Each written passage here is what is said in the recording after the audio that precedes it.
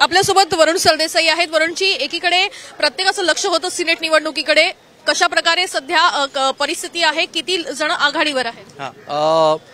5 राखीव जागांची मतमोजणी जवळपास पूर्ण झालेली आहे। यामध्ये 5 जागा जवळपास युवासेना जिंकली हे निश्चित झालेलं आहे। 5 उमेदवारांनी साधारणतः 5000 ऑन एन ॲव्हरेज मतं घेतलेली आहेत आणि आमचे जे विरोधक आहेत, स्पर्धक आहेत, अभाविप यांनी 800 ते 1000 मतं घेतली आहेत। त्यामुळे जवळपास 4000ची आघाडी या 5 याच्यात आहे। आता खुल्या गटाची मतमोजणी होईल, जशी जशी ती होईल तसं तसं आम्ही तुम्हाला कळवू। निवडणुकीच्या निमित्ताने बरेचदा कोर्टाची पायरी चढावी लागली आहे। नाही, खरे न्याय मिळवण्याकरता इतक्या वेळा कोर्टाकडे जावं लागतं, मला वाटतं कुठेतरी लोकशाहीची थट्टा आहे। पण आनंद या बाबतीचा आहे की उच्च न्यायालय असेल किंवा माननीय सर्वोच्च न्यायालय असेल, यांनी आमची बाजू सत्याची होती, न्यायाची होती, त्यामुळे वारंवार न्यायाच्या बाजूला त्यांनी तसा त्यांचा कौल दिलेला आहे। आणि म्हणून केवळ माननीय उच्च न्यायालयामुळे आजची निवडणूक होते आणि माननीय उच्च न्यायालयामुळे आज निकाल सुद्धा लागत आहेत। त्यामुळे माननीय उच्च न्यायालयाचे, सर्वोच्च न्यायालयाचे, युवासेना, शिवसेना परिवाराच्या वतीने आम्ही आभार मानतो। 10 जागा निवडण्याचा इतिहास पुन्हा घडू शकतो।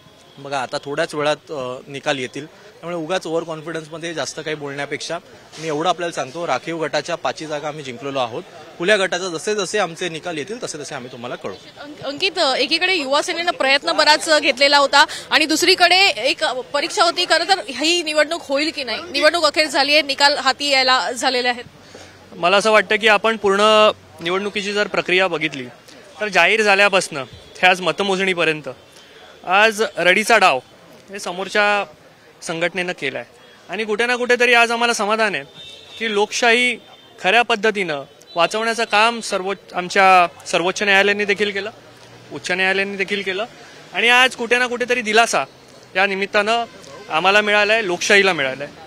आणि लोकशाहीच्या पद्धतीनं निवडणूक लढणं आणि ते जिंकणं हेच आमच्या पक्षाला माहिती आहे आणि तेच आम्ही या निवडणुकीत करतोय।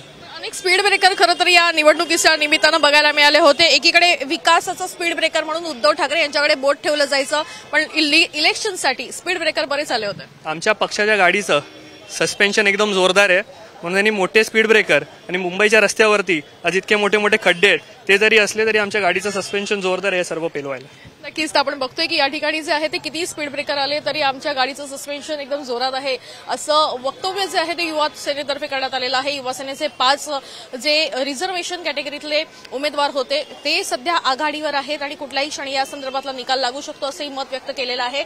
याशिवाय इतिहास पुन्हा करण्यासाठी युवा सेना सज्ज असल्याचा आत्मविश्वास देखील व्यक्त केला। कॅमेरा पर्सन नितीन वैदेही काणेकर, साम टीव्ही न्यूज, मुंबई।